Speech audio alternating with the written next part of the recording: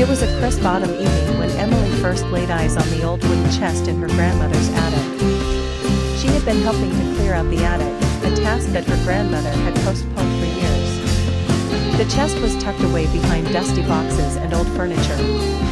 It was an antique piece, worn by time, but the intricate carvings on its surface told stories of its past. Curious, Emily dusted it off and slowly opened the chest. Inside, she found a collection of yellowed letters tied together with a faded red ribbon. They were addressed to someone named William, a name she hadn't heard in years. As she unfolded the first letter, the words immediately caught her attention. "My dearest William," the letter began, written in elegant handwriting. "Every day without you feels like a lifetime. I long to be by your side again, to hear the sound of your voice, to feel your arms around me. How I wish time could be kinder to us." Emily felt a pang in her heart. The words were so full of longing and love, yet so distant. She carefully read through each letter, one by one. As the letters unfolded, she learned of a deep love between her grandmother, Margaret, and a man named William. They had been childhood sweethearts, but their love was not meant to last. William had gone off to war, and fate had cruelly separated them. Margaret had written to him every week, pouring her heart into those letters, but William never replied. Over time, Margaret stopped writing, and the letters were tucked away, forgotten in the attic. Emily had never heard her grandmother speak of William.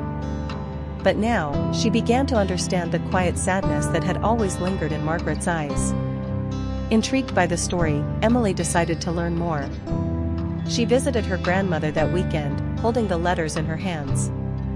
Margaret, now in her late 80s, sat in her favorite chair by the window, knitting quietly.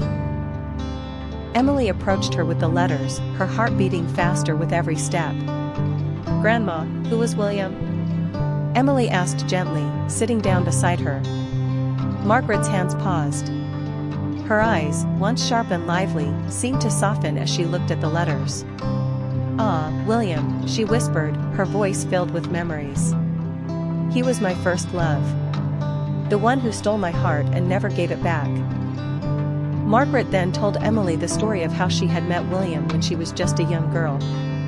They had grown up together in the small town, shared secrets and dreams, and their love had blossomed under the shade of the old oak tree in the garden. But when war broke out, William had enlisted. Margaret had written to him every day, hoping to hear back, but the letters had come back unanswered. "As the years passed, I thought I had let go of him," Margaret continued, her eyes glazing over with the bittersweet memories. "But when I found those letters again, I realized I never truly had." Emily felt the weight of her grandmother's words. There was so much love in her grandmother's past, a love that had never fully faded, no matter how many years had gone by. "Do you ever wonder what happened to him?" Emily asked softly.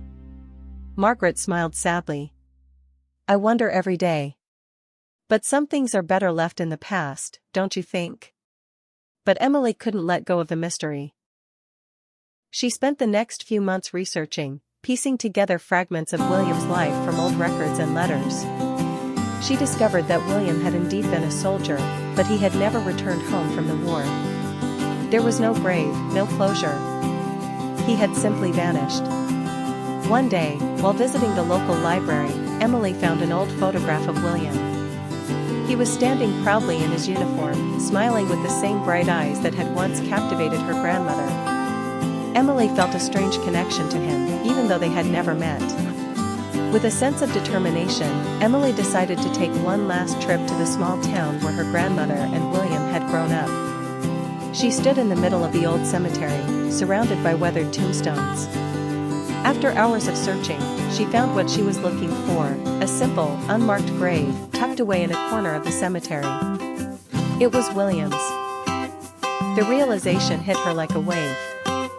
William had never come home, and her grandmother had never known what happened to him. She placed a single white rose on his grave and whispered a quiet prayer, hoping that, somehow, William had known how much he was loved. When Emily returned home, she sat with her grandmother, who was waiting for her with a knowing smile. "I found him, Grandma," Emily said softly, handing her the rose. "I found William."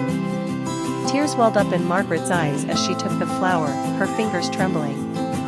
"Thank you, Emily," she whispered. "Thank you for giving me the peace I never had." The love story of Margaret and William, though never fully realized, was a testament to the power of love that transcends time and circumstance. And in that moment, Emily understood something profound: love, even in its silence, never truly fades away.